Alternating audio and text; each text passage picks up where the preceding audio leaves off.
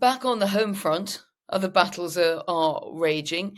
108 Labour MPs have gone public with their opposition to the welfare and disability cuts, and they're threatening to sink the government's plans for that after weeks of frustrations about proposed changes to universal credit and the personal independence payment, the PIP. Now, London Playbook saying 13 Labour committee chairs, including veterans like Meg Hillier, who are taken very seriously among MPs, are putting down that amendment, which could kill the welfare bill at its second reading next Tuesday if it were voted through. I mean, there are always lots of bits and bobs to amendments about welfare, proposed welfare legislation. Sam, but what strikes me from this is you've got quite kind of grown up MPs and committee chairs and former committee chairs saying, we're really not happy with this, almost kind of rewrite the policy. Does that start to get a bit dangerous for the government?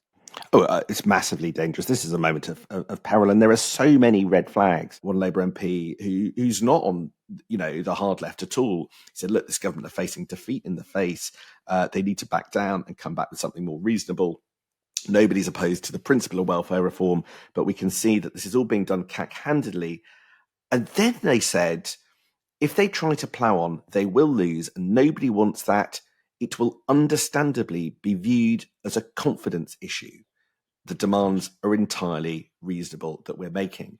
Now, I wouldn't put too much emphasis on one rebel saying it's a confidence issue, but you can see how this escalates into something really serious if the government loses effectively part of a big chunk of its welfare plan, is unable to come back at any point in this parliament for more welfare savings. If this is where they're unable to hold the line, and again, just signalling that they aren't in charge and have misread their party to the extent where it loses a vote when it has a massive majority.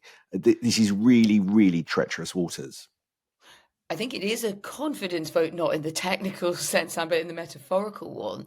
Because what a Oh yes, nightmare for quite Keir right. Starmer, because he's facing a remarkable challenge to his authority after just 12 months in the job. And if the government can't get these cuts through with a 156 seat majority and loads of young MPs hungry for ministerial advancement, then what hope does it have for its future efforts to constrain costs? And we've just been talking in the other context about needing more money to really put meat on the bone of that defence spending.